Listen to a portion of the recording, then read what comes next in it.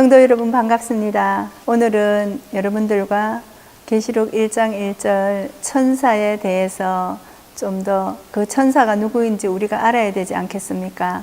그래서 천사에 대해서 성경적으로 조금씩 열어드리려고 합니다. 그래서 듣지 않던 거 듣고 놀라지 마시고 성경이 맞다면 신앙하시는 분들이 성경을 기준으로 신앙하시는 그런 훈련과 습관을 들이시기를 부탁드리면서 사도행전 13장을 열겠습니다. 오늘날 이 시대 사도행전은 누가 사도가 기록을 한 것입니다. 그런데 사도행전에는 2장에도 13장에도 여러 군데 지금 다윗에 대해서 언급을 했거든요. 그래서 그것을 왜 이 시대, 이 사도행전을 이룰 때는 물론 소림 때 예수님의 제자들과 선교 활동을 하던 기록이 여기에 기록이 되어 있지만 사도행전이 완성될 때 사도행전 1장 7절에는 예수님 승천하실 때 묻습니다. 제자들이 이 때가 언제냐고. 그러니까 다시 오시는 때를 묻는 거죠. 그러니까 그 때와 기한은 아버지의 권한 안에 있다고 말씀을 하셨습니다. 그것을 예수님께서 말씀하시고 구름 속에 가리워진 채로 두 천사만 보이고 예수님은 보이지 않고 승천하셨다고 그렇게 기록이 됐습니다. 그러면 오늘날 우리가 부활의 시대 그리고 재림의 시대를 지금 이야기하는 우리가 알아야 될 것은 사도행전도 결국은 마지막 때 재림 때 완성이 되는 말씀입니다. 왜? 그때 아버지의 때와 기한이 열리기 때문입니다.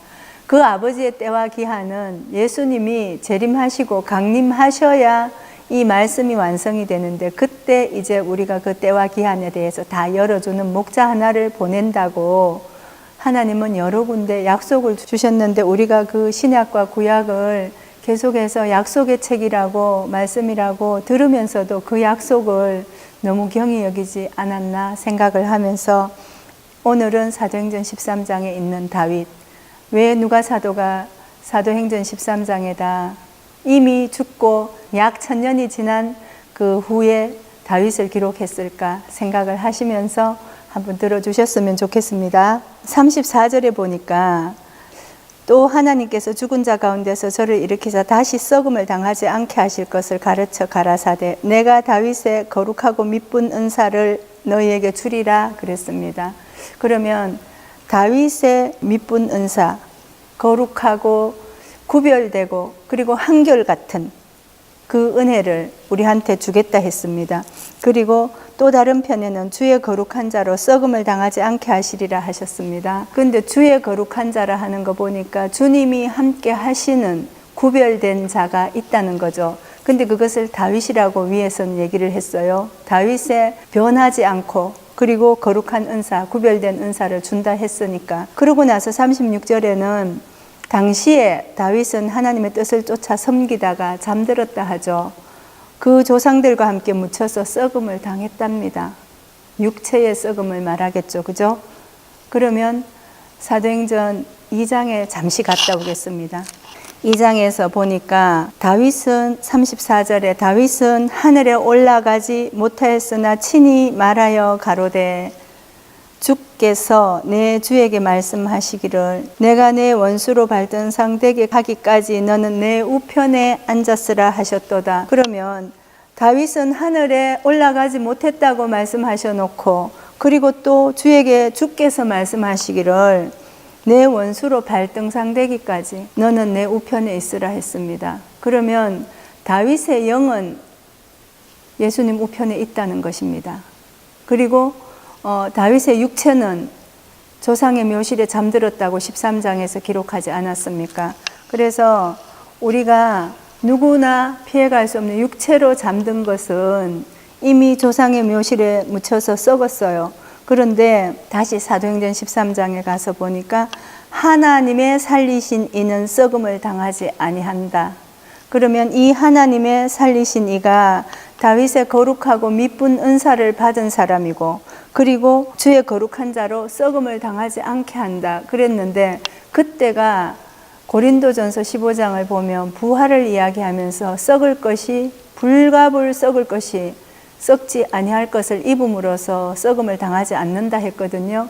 그러면 썩지 아니할 것은 영으로 난 자는, 영은 썩고 죽고 하는 존재가 아니죠. 그러니까 그 영으로 부활된 사람은 썩음을 맛보지 않는다, 이렇게 이해하셔도 되겠습니다. 그래서 하나님의 살리신 이는 썩음을 당하지 아니하였나니 이러므로 형제들아 너희가 알 것은 이 사람을 힘입어 죄사함을 너희에게 전하는 것이다. 그러면 다윗의 은사로, 그 거룩하고 구별된 은사로 나타나는 한 사람이 있어야 하나님께서 사도행전 13장에 누가 사도를 통해서 기록한 이 계명을 이루지 않겠습니까? 그리고 이것은 이미 시편이나 이사야나 그리고 하박국 선지자가 전부 다 말씀하셨던 거란 말입니다. 그러면 우리가 선지자들의 글에 기록된 대로 그 복음이 완성돼야 되지 않겠습니까? 그래서 오늘날은 일곱째 나팔이 불리면 선지자들이 전한 복음과 같이 이루리라 계시록 10장 7절은 이야기합니다. 그것을 이루시는 때이기 때문에 들어보지 못한 말씀이 많이 나옵니다. 열어주지 않은 말씀들이 많이 나오는 시대입니다. 그런데 성경과 일치되면 믿어주셔야 되지 않겠습니까? 그래서 하나님의 살리신 이는 썩음을 당하지 않는다. 이것이 무슨 말입니까?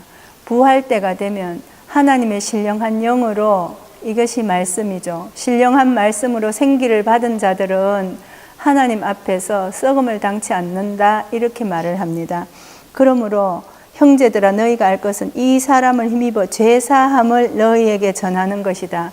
이 사람은 여러분들의 죄를 드러내서 이것이 죄고 이것이 선입니다, 하나님 앞에 나갈 수 있는 길을 열어주는 사람입니다. 그럼 예수님 오실 때 우리가 말씀의 길로 따라가야 되는 거 아니에요? 그래서 내가 길이요 진리요 생명이라 하지 않았습니까? 예수님이 내가 길이요 그랬으면 그 길을 만나야 되는데 여러분들은 그 길을 만나셨는지 모르겠습니다. 막연하게 내가 죽으면 천국 간다 이런 마음으로 신앙을 하셨다면 오늘 이 시간부터는 성경 말씀에 입각한 신앙을 하시기를 축원하면서, 모세가 이 모든 율법으로 어렵다 하심을 얻지 못하던 모든 일에 이 사람을 힘입어서 믿는 자마다 어렵다 하심을 얻는 것이라 했습니다. 그러면 우리는 그 선지자들의 글을 많이 들었습니다. 들었고 선지자들이 쓴 글을 창세기부터 계시록까지 다 읽어왔습니다. 읽어왔는데 다윗이 왜 지금 이 사도행전이 완성될 때 다시 나타나는가? 이 다윗은 어떻게 해서 우리가 알아야 되는가? 다윗을 모르고서는 지금 계시록 시대를 온전히 만났다 할 수가 없습니다. 여러분들은 계시록이 어떤 책이라고 생각합니까?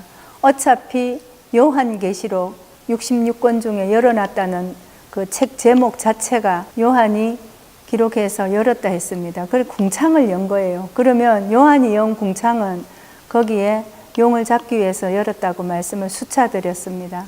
그러면 궁창 위로 가려면은 이 다윗의 문을 통하지 않고 시편 84편에서는 다윗의 문이 있습니다. 그래서 악인의 장막의 첫날보다 주의 궁정의 하루를 소망하면서 다윗이 그 궁정의 문을 지키고자 했습니다. 문지기가 되는 것이 좋겠다 했습니다. 그러면 이것이 무슨 말이냐? 셋째 하늘 그리고 궁창 위에 문을 열 때 하나님께서 계시록 3장 7절에서는 다윗의 열쇠를 줘서 그 문을 열어 가십니다. 그래서 오늘 우리가 계속해서 다윗은 제가 여러 방향으로 선지자들의 글을 통해서 읽어 드릴 것을 약속드리며 다음 시간에 뵙겠습니다.